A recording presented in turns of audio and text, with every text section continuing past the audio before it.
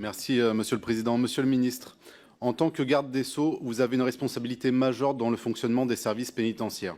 Nous venons de rendre les conclusions d'une commission d'enquête sur les dysfonctionnements de cette administration ayant conduit à la mort d'un détenu. Je ne doute pas un seul instant que vous ayez lu le rapport avec attention et que, comme moi, vous constatiez les manquements graves à la sécurité des établissements pénitentiaires, du personnel et des détenus. Et les problématiques que nous avons soulevées, nous en avons déjà fait part lors d'auditions précédentes, et notamment lors de la mission justice du projet de loi de finances, dans lequel nous avions déposé les amendements afin de créditer davantage de moyens, que ce soit en termes de vidéoprotection, comme en termes de rémunération des agents. Mais bien sûr, vous avez préféré dégager d'un revers de la main ces propositions, vous enfermant dans votre dogmatisme.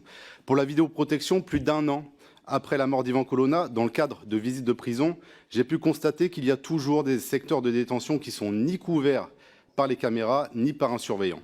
Pour ce qui est de la rémunération, finalement, vous avez fait un pas en leur promettant la revalorisation des catégories. Mais d'un autre côté, vous projetez de recruter des sous-surveillants moins bien payés, précarisés avec une formation non adaptée. L'enjeu sécuritaire est balayé. Est-ce là les leçons, Monsieur le Ministre, que vous tirez du travail parlementaire qui a été mené durant 6 mois? Car aujourd'hui, qu'est-ce que nous avons?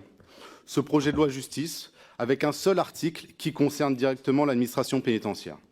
Pour des personnels qui exercent dans des conditions difficiles, qui subissent la violence quotidienne dans des prisons surpeuplées, et ça nous a été rappelé hier lors de l'audition des directeurs pénitentiaires, occupés par 25% d'étrangers, et sans parler du nombre de binationaux.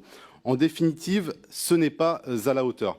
Alors, vous voulez attirer davantage, il aurait fallu commencer par le début. Améliorer notamment les conditions de travail et les conditions de rythme de travail des agents afin de leur permettre d'avoir une vie de famille digne.